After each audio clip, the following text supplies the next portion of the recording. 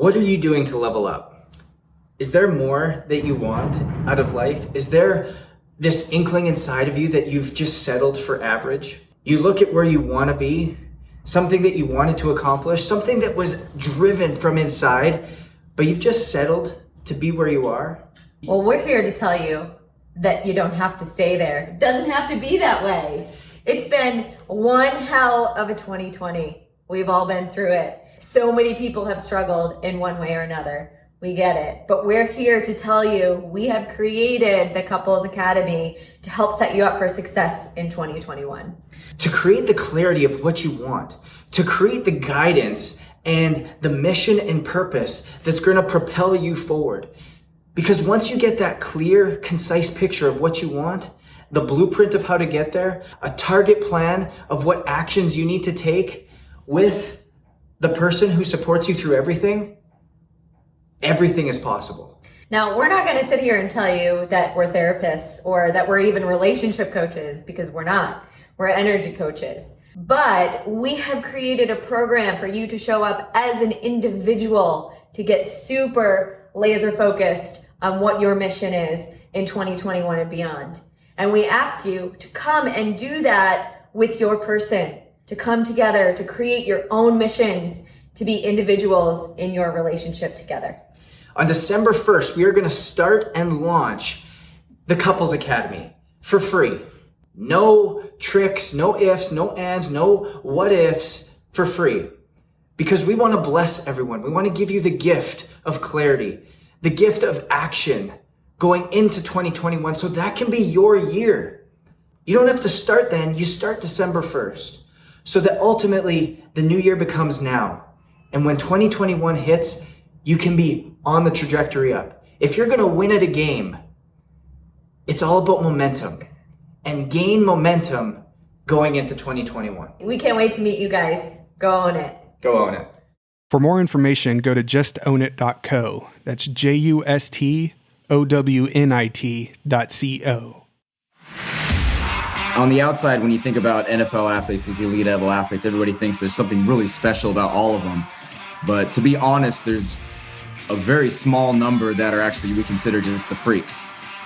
The ability to overcome adversity is a skill we can call resilience. And that has to be trained concomitant with every other thing that you're learning at the time.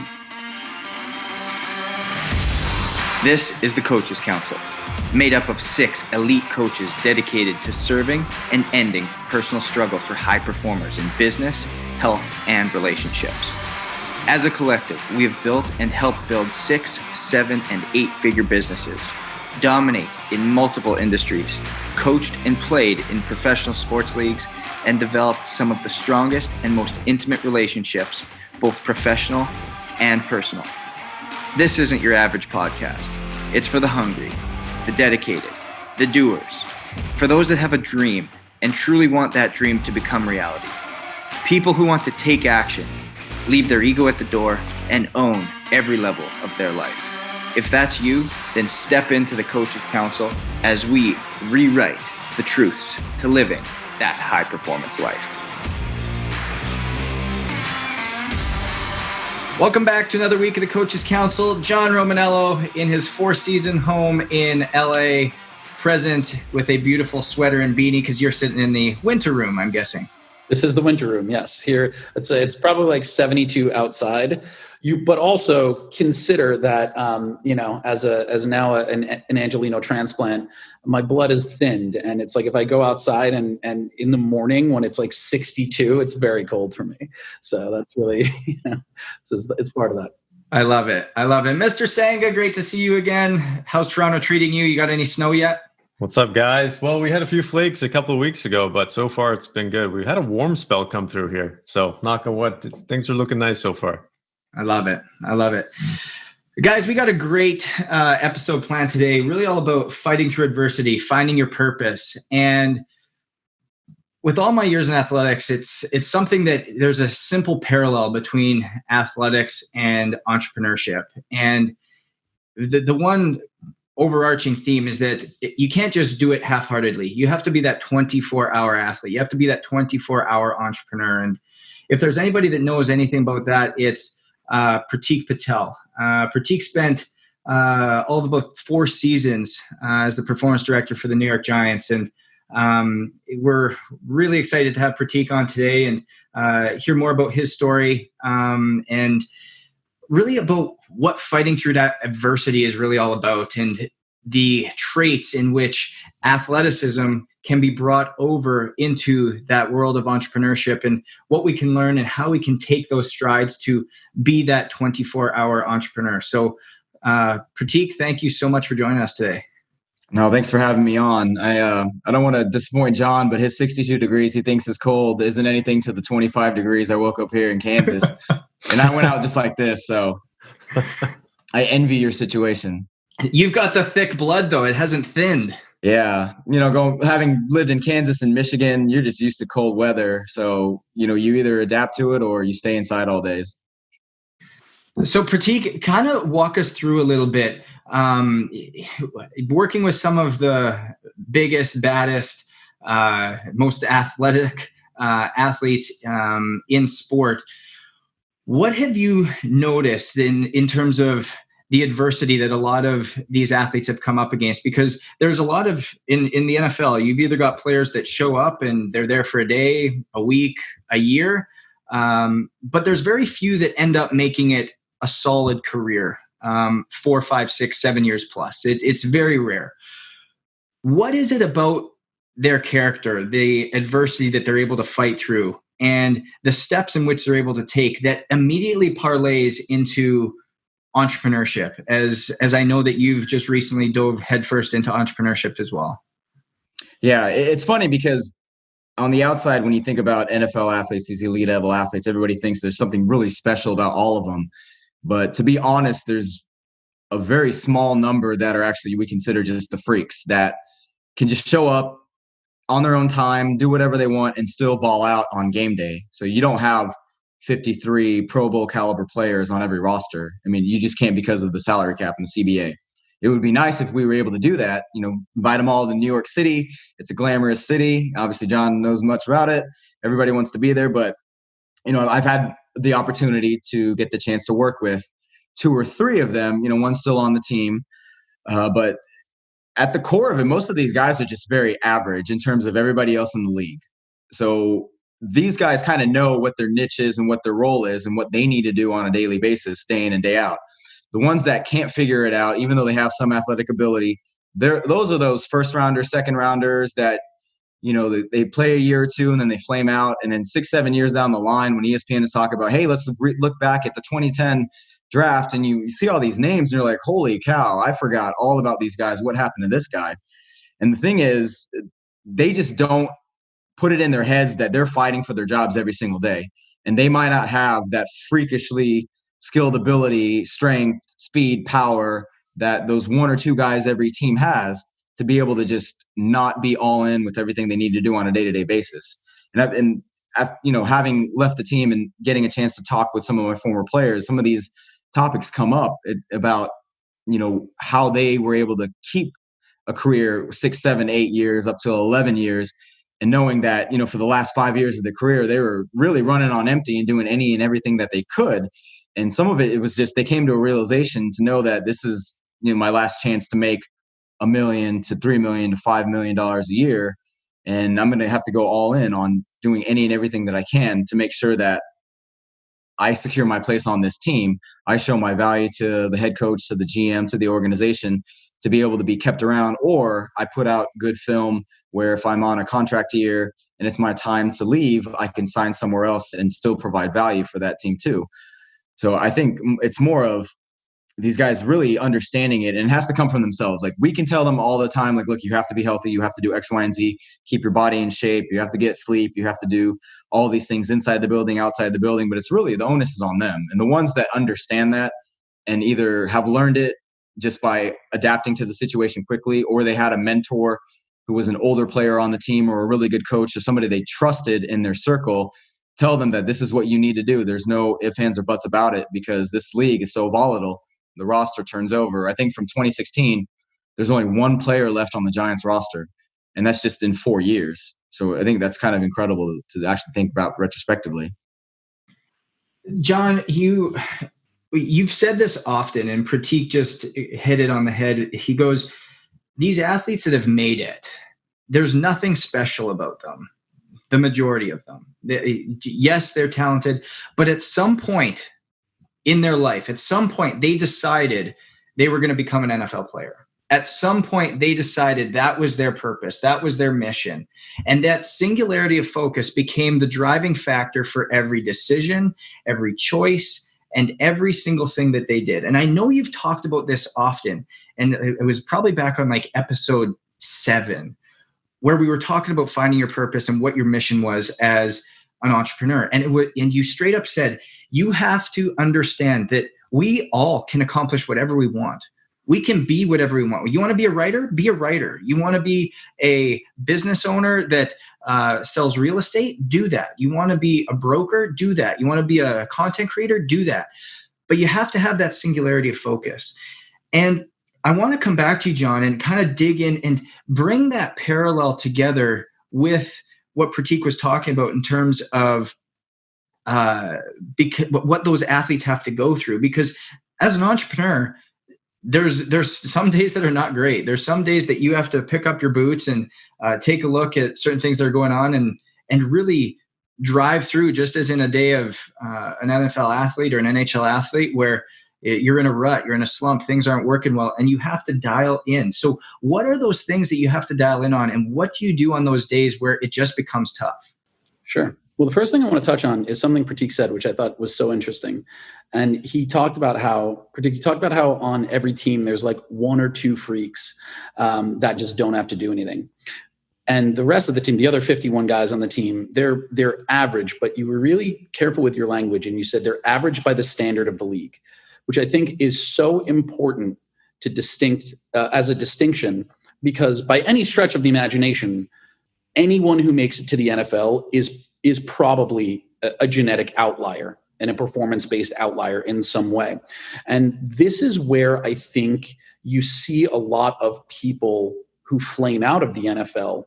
And if you track their history, it's this. I've seen it in academics, right? You have people who have a higher level of baseline intelligence, and they cruise through, let's say, high school and to some extent college, because their level is higher than their surrounding competition. And you see this in athletics as well. There are people who, because they're so naturally gifted or because they're so physically gifted, they'll crush high school, they'll crush it in college, and then when they get to the NFL, they are now average. They're the smaller fish in the bigger pond. And what happens is, because they never had to work particularly hard to stand out, their level of work ethic and their resilience, their ability to overcome adversity, is undertrained relative to their physical ability. And as their physical ability levels out and is now on par with everyone else across the league, and in some cases subpar, now the thing that they would be reliant upon is that resilience and their ability to overcome adversity. And that's what's been undertrained. And so when we track the history of people who flame out, it's almost always the case that they were able to excel without a lot of work until they reach the top level. And that's where things fall apart. And you see this in entrepreneurship with people who were able to excel year 1 or year 2 of their business, where for whatever reason they got in at the right time and they had a certain combination of characteristics that allowed them to be successful at exactly that time. And I'll use myself as an example. My first business in the fitness space, in the online fitness space, succeeded because I'm good at a few things: networking, writing, and programming. I was selling programs. I was selling ebooks. I wrote good ebooks. Affiliate marketing was the primary driver of revenue. We would promote each other's stuff, and I'm a very good networker, and I'm a very good writer. So I was able to write great copy. I was able to write good content. And at that point, everybody just promoted my shit, and so my business blew up. But if I hadn't gone out of my way to learn the things I wasn't good at, and to learn marketing, and to learn, how to run a back end, to learn operations, which are things that didn't come naturally to me, I would have flamed out after my 3rd year. And this is what we see within the context of entrepreneurship, where there are people who come in with some natural inclination or propensity to be good at a few skill sets that at the exact time they're coming in allow them to be successful. It's very, very rarely the case that you could just be so phenomenally good at one thing that you never have to improve at anything else. So to Pratik's example, those genetic outliers, those freaks who can pretty much, put in 80% effort and still ball out on game day, they exist in the entrepreneur space, right? They exist in the fitness industry. Someone who is so good at one thing that for whatever reason, they can just crush it even if they don't learn the business. And other people try to model that, and they're just like, well, I'll just be the best I can be at my skill and I won't have to learn marketing. And so then they learn to hate marketers and things of this nature. And so when I think about overcoming adversity, I always go back to preparation. The ability to overcome adversity is a skill we can call resilience.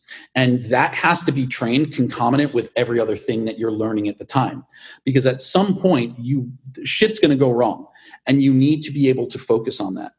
For me, preparation is one of my life philosophies. It's one of the core tenets.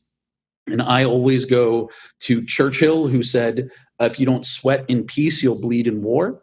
And I think about what I learned in the Boy Scouts, which is whenever I'm leaving the house and I start thinking about like, what do I need?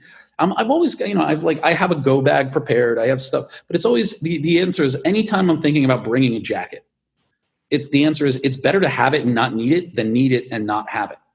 And that is pretty much my philosophy for how I do everything in my business. I just want to be prepared for the inevitable fuck show that's going to happen when something breaks. And for me, sitting in the energy of trying to game out what is likely to break and then being prepared for it in advance makes it much easier to deal with at that time. And so then when things break, you gather evidence that my level of preparation overcame the disaster. And so you just keep doing that. And where I see a lot of people failing is not being prepared. It's not having an understanding of how to fix things. And then that low level of resilience because they've been able to achieve some moderate or even high level of success without needing to put in tremendous amounts of work. That is what is going to be their undoing. Whereas when you look at people, whether it is in the NFL or in entrepreneurship or in any creative endeavor, the standout talents, obviously, they do show themselves. But the ones who stood out at the lower levels and then never learned how to just go brick by brick and step by step, those are the ones who flame out. The ones who have longevity outside of the elites, the ones who just blow it all away, are the ones who treat it like a craft and a skill and look to get better at it every single day. And even within the context of business coaching, when I have had many, many people, I'll launch a mastermind and I've got 25 people in there. It's very tempting to look for the people with the X factor, that certain something, that je ne sais quoi, that you're just like, okay, this kid's got it. He's got moxie. There's something about him. He's got charisma, and that's a marketable thing, and we could make something of him. Sure, he could be a figurehead if he's got a good team behind him, but if that kid doesn't also have work ethic, you cannot have moxie and then succeed forever. You also need gumption. And I'm going to work as many weird words into this little rant as I can. I was just about to say moxie and gumption, those are money. There you go. I knew you'd enjoy those. So it's the people who are, there's always a surprising 10% in any group of business coaching students who they don't seem right off the bat like they're going to crush it, but they just put in the work. And I think, and we've probably quoted this before, I'll close with a quote by Will Smith, who says, there is a difference between talent and skill. And Pratik talked about people who are exceptionally talented, right? And I think we all have some degree of talent and that can be honed. But talent is showing up and just being able to do it. Skill and craft, those can be hammered on and improved. And Smith goes on to say that you don't say, I'm going to build a wall. You say, I'm going to lay this brick better than any brick has ever been laid. And if you do that over and over and over, you have a wall. That is skill. Skill can be developed. Skill can be created. Talent is the natural materials with which you were born. Maybe you're taller, maybe you're faster, but if you don't do the work to build skill to support that talent, at some point you're going to run into adversity. And it's not even that you may find yourself unequal to overcoming the specific obstacle. It will be that you will be mentally incapable of mustering the resolve to put in the work to do it, because everything to that point has been relatively easy for you.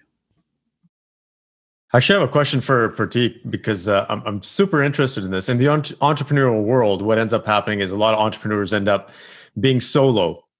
And you would think that on a professional team, as you watch professional sports, you see these athletes are part of a professional team, that they're there to support each other, that they got each other's backs. From your experience, is that really the case, or do athletes feel like they're somewhat alone? Do they feel like they're on an island? You talked about something I think that really stood out for me, and I never really thought about this, but how athletes, they're fighting for a spot. They're continuously fighting. Otherwise they're going to get traded, or the contract's not going to be renewed, whatever that looks like. I think as a general public, I think we take that for granted. I don't think we understand the stress that athletes feel being in that position.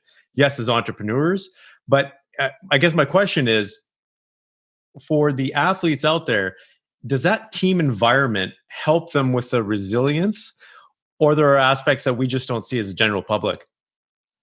I think for a lot of them, especially the really high level athletes that want to be great every single game and they want the stats, being a part of that team atmosphere does really work their resilience, because there are going to be days when the game plan from the opposing team is going to be to shut you down, and you're going to be a decoy, and you want, if you're a receiver, you want 10 catches for 130 yards and 2 touchdowns. Or if you're the star running back, you want 25 carries for over 100 yards and 3 touchdowns. Or the quarterback, obviously, you want to pass for a ton of yards, throw for touchdowns, not have any interceptions. But good head coaches know how to game plan against you, and good head coaches know how to take the talent they have on their team and make it so that, you put together a good game plan. And we've seen this quite a bit where, your star player has really good games and then really bad games or really good games. And it's not because the star player is bad that day. It's just that he wasn't the focal point because of what the opposition was doing. So mentally, there were a lot of players that say, I'll do whatever the team needs me to do, because if the team succeeds, I succeed. And we've kind of seen that, when you're a part of a better team, you get a lot more focus. That means if you're becoming a free agent or whatnot, you're going to be a lot more in demand, especially if you get a chance to play in the playoffs instead of having your season cut short after 16 games. But at the same time, if you're a star player and all you care about is football and you want to get in the end zone for your team, and not getting those stats really hurts you, you have to understand that, hey, today's going to suck. It's going to hurt really bad. I'm just going to have to deal with it. I know that it's not my day, but when my time comes, I'm going to be able to shine. So in essence, they're developing a little bit of that resiliency.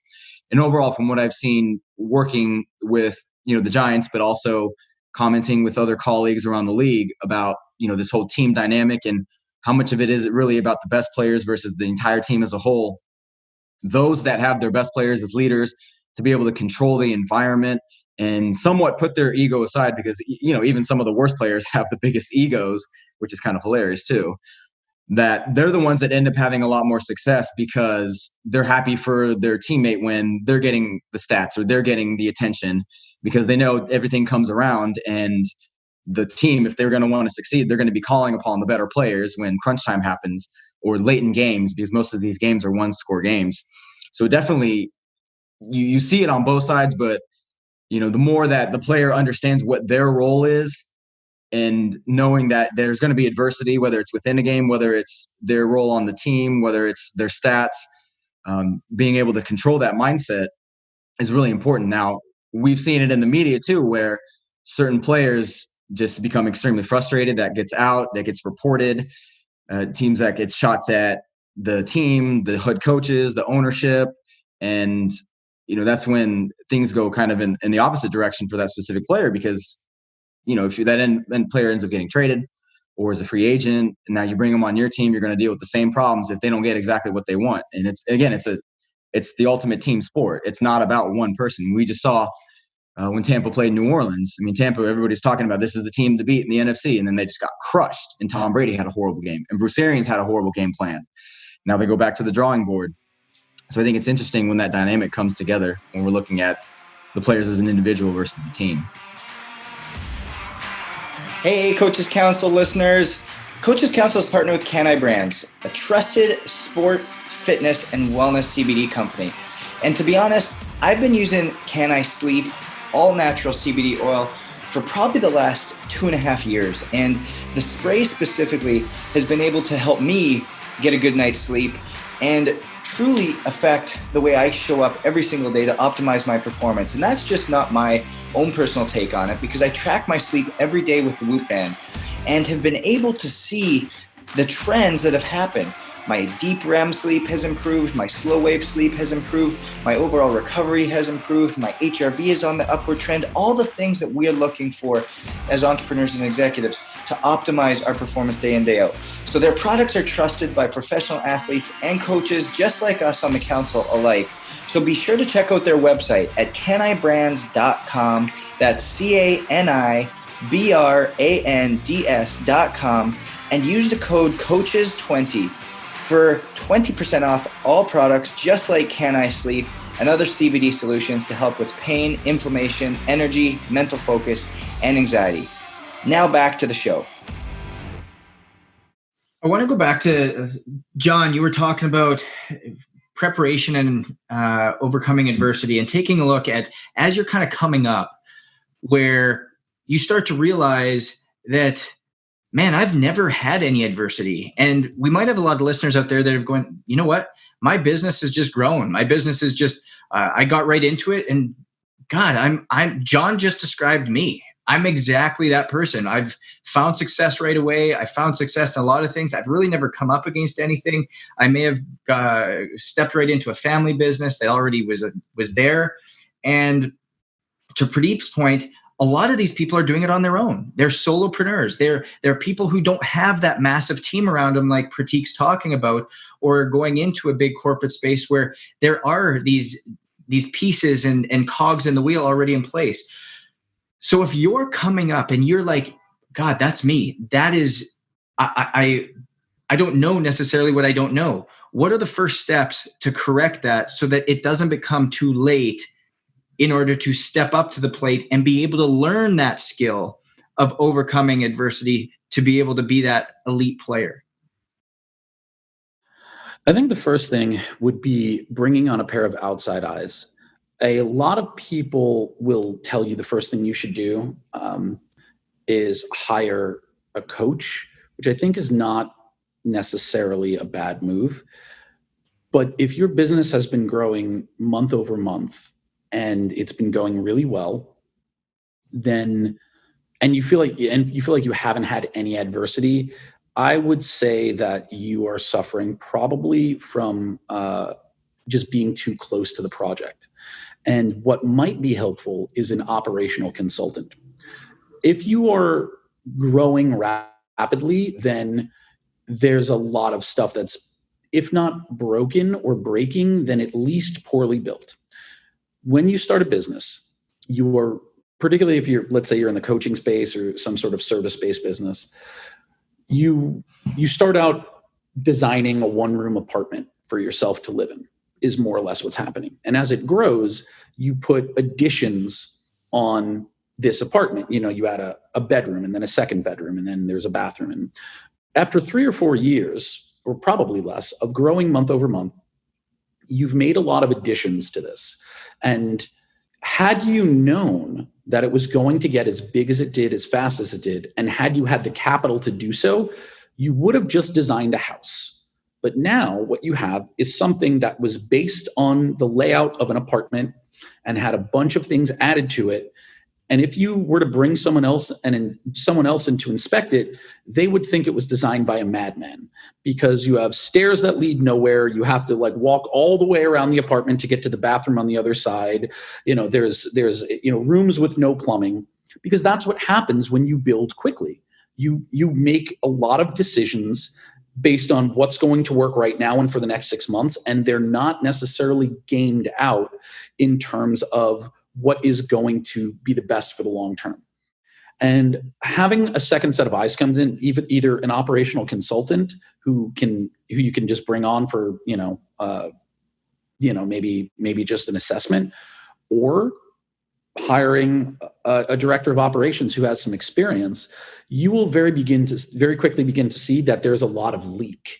And I love money. I really do. I love it as much as anyone else. I love seeing revenue go up, but I love keeping money more than I love making money. And when I work with people for operations, my first thing is to see where are there energetic, financial, and manpower leaks happening in your business that we can patch. And when I see someone who's been in business for 2 years and they've never had, let's say, a downturn, they've never had it flatline, it's just been growing quickly, particularly in terms of revenue, there's almost always $10,000 to $50,000 worth of unnecessary expense that is going out the door every 6 months that we can patch up. And what's that saying, John? Is it like revenue feeds the ego, profit feeds the family? Yeah. And that's the thing is, you don't really know where these leaks are existing. And so bringing someone in, and it could be a business coach, but if you're going to hire a business coach for this specific reason, make sure that they can refer out to an operational consultant, or that they have built businesses like this before, because not being able to spot the leaks is going to make you more susceptible to collapse whenever the tidal wave happens. So the first thing I would say is, if you've been lucky enough not to face adversity, find someone who has and ask them where the leaks in your business are, where the holes are. Patching those holes is going to create the cushion, both financially, emotionally, and in terms of the structural integrity of the business itself, to withstand a blow when that adversity does happen.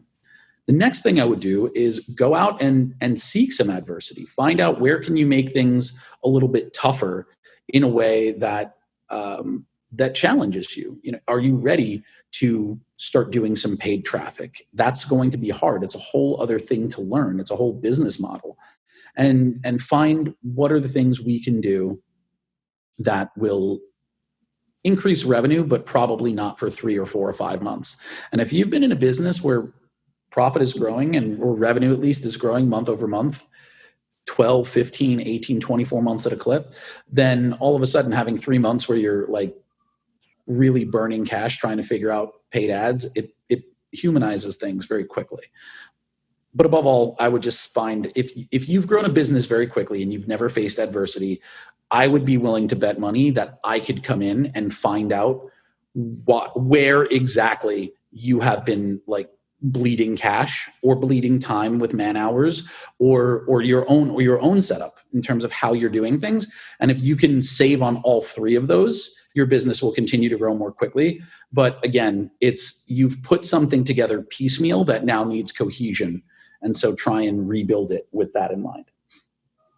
I love what you said there about bringing in another set of eyes. And I think this is such a huge piece that's very much overlooked in sports. And I've had the chance to talk with a lot of GMs, assistant GMs for a variety of different leagues since leaving, just talking about, professional development of their staff. And one of the biggest things I see that teams could do but don't is doing an external audit. You have a handful of all of these organizations in every league. You know that who's going to be good almost every single year. And then you have the same ones at the bottom every single year. And there's turnover in coaching staffs, there's turnover in players, but they seem to still not get it. So like, what's the underlying fact? Well, you kind of have to look from top to bottom. But at the end of the day, if the money's still going in the pocket of the owners, they're not really going to want to shake up too much because change can be seen as a little bit scary. But having gone through 3 of the worst seasons in the history of an organization that's been around for 100 years, you have a lot of lifers that, Justin's probably very familiar with this, people that have been in the building for a very long time that don't necessarily want to change, and they do things a certain way. They may not have worked for another organization or university. So I spent 11 years in sports, 3 universities and a professional team. So I had the opportunity to see things built and done differently in a lot of different ways, a lot of programs that had a lot of success and a lot of programs that didn't. And one of the biggest things was we're so focused on what we're doing, we can't necessarily see where we're going wrong. When things are going right, we want to continue it. We don't want to do anything out of the ordinary to mess it up. Everything stays the same with the way that the schedule is. We do everything the exact same way. We eat the same things. The players wear the same socks and undergarments and this and that, because the second they change it and you don't win a game, then it's their fault because of the superstitious part of it. But not getting a chance to bring in somebody from the outside who can objectively just look at everything and say, hey, this is going really well. This is not so well. You have some issues with your staff here. You guys are wasting way too much money here. I don't know why you're doing this. And bring in a different set of eyes, especially if they have experience and have succeeded in doing so, is very valuable. And I think it's one of the biggest things that a lot of professional organizations don't do. And so these GMs I'm talking about, I'm like, look, you want me to help you with figuring out who you should hire for this role. These are the things you want to look for. These are the things you want to kind of question what you're doing, because again, if you're not winning, you're not achieving what you want year in, year out, you have to do something about it. You can't just keep doing the same things over and over again. No, you're exactly right. I mean, that's what Einstein says, the definition of insanity, doing the same thing over and over again, expecting different results. And Purdeep, I know you talked about that a lot, even when we started chatting about network and who you're surrounding yourself with. Because just as John and Pratik were talking about, bringing in outside eyes and having other people there, they don't necessarily have to be a coach. They don't necessarily have to be somebody that you hire, but you either hire somebody or you invest to get in different rooms, different points of view. And it wasn't until I left the National Hockey League and started to interact with people in the arts and people in the entertainment industry and people in the business industry at a higher level, that all of a sudden I started to get these different viewpoints of life. Because when you are in every niche that we have, whether it's business, whether it's athletics, their worlds are so small, and the information that goes around and around just kind of gets passed around and it gets recycled, instead of getting an infusion of something else. And I know, Purdeep, you've been talking to your clients so much about the network and who you're stepping into. Now, again, going back to that sense of adversity, and you're wanting to push through that adversity, where's the first place that you go to start bringing some other viewpoint in that is going to, again, create that improvement of your ability to push through those tough times? Well, I would say that's the first thing I always do is if I'm coming up against a challenge or we have a new project on the go, even though I have a very qualified team, we always look for the best. And I kind of learned this the hard way is we've had good people. So whether that's external consultants, advisors, whatever that looks like. But I found out a very tough lesson, and actually it was a really good lesson for me to learn is there's a difference between good and the best. And we saw that stark difference in terms of not only in business, but even from a health perspective, having good personal coaches or training coaches versus the best. That level of knowledge that the best have is a level of knowledge that everybody else is kind of lacking. And that can bring you that extra, you can say, oomph that you need in your business, that extra kick, seeing strategies that you might be missing out there, and seeing the elite things that's happening or that are happening in business that you might not be aware of. So I honestly, this is what I do is whenever I need something done, I always look for the best person in the industry. And I just happen to, it's one of those things that I'll tell you a story. When I first got into business in the coaching and consulting space, I said, okay, so who's the person that could help me with this? And I was just like, I was looking around, I found the person, and it costs me $30,000 to sit with this person for 2 days. And I was like, should I pay for this? Should I not pay for this? Let me see what's going to happen. But I can tell you that was probably the best amount of money that I spent in my entire basically lifetime for business, because I learned so much in those 2 days that really skyrocketed my business. And so from then on, I always said to myself, it doesn't matter. Well, it does matter depending on your budget, right? Everybody has a budget, but always look for the best person out there. When you find the best person, you're always going to get a lot of nuggets. Now, there's a toss-up out there when the word best. What does that really mean, right? Is it someone that has a great reputation, but it's just reputation? It's a lot of marketing and it's a lot of brand, versus there's a lot of people out there that are excellent at what they do. So in the tech industry, for example, there's a lot of super smart developers. There's a lot of smart people out there that are the best, but they're just not known as the best.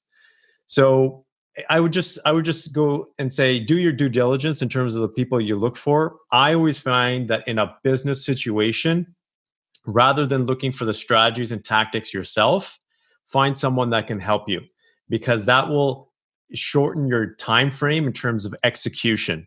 And that helps quite a bit in business, because if you spend more time trying to figure out a strategy, you've already lost that window of opportunity, where it might cost you a little bit more upfront to bring someone on board to help you out, but you've saved a lot of time, money, and energy, especially wasted time, money, and energy.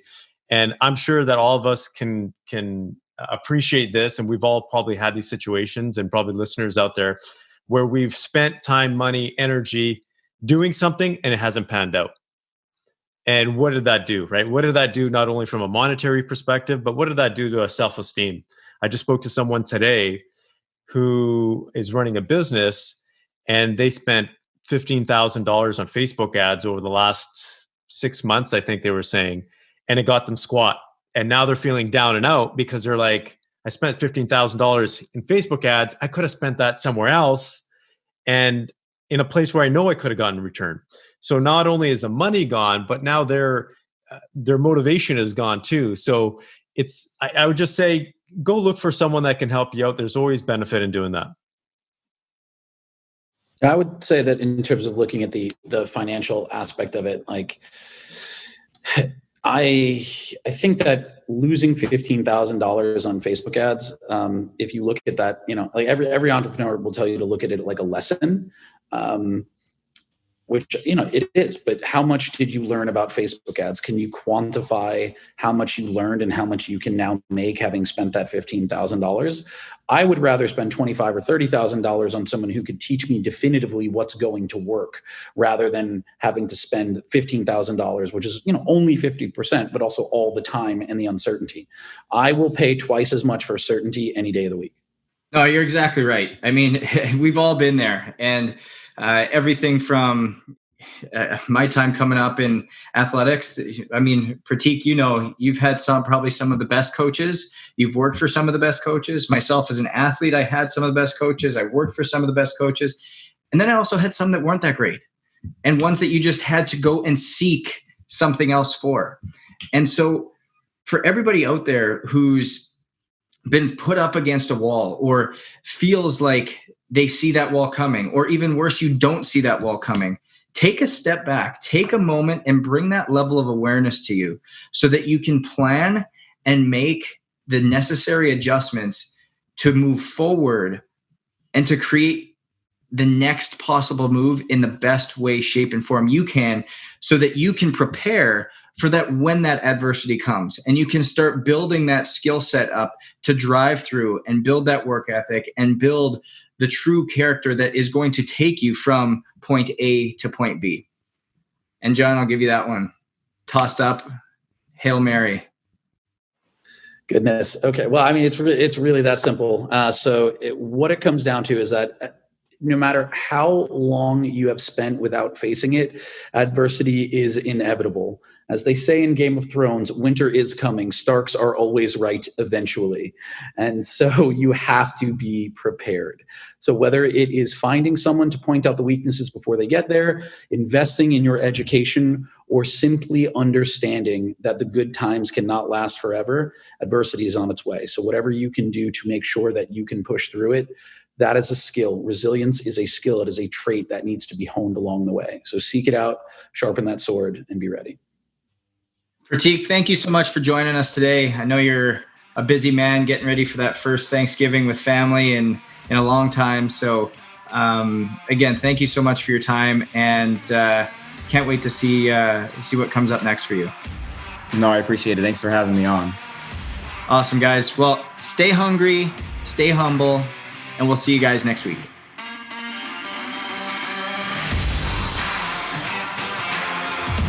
Thank you so much for joining us for another week of the Coaches Council. If it wasn't for you viewers and listeners, we wouldn't have a platform. So again, it's all about you guys, and we want to give you a reward just for listening. We want to give you access to each one of our coaches for a little bit deeper, intimate experience. So if you go to coaches-council.com, coaches-council.com, subscribe and like to whatever platform you're viewing on. You're going to be entered to have that one-on-one experience. So be sure to go coaches-council.com and really interact with us, because we would love to interact with you. Until then, stay safe, stay hungry, stay humble, and thanks for listening.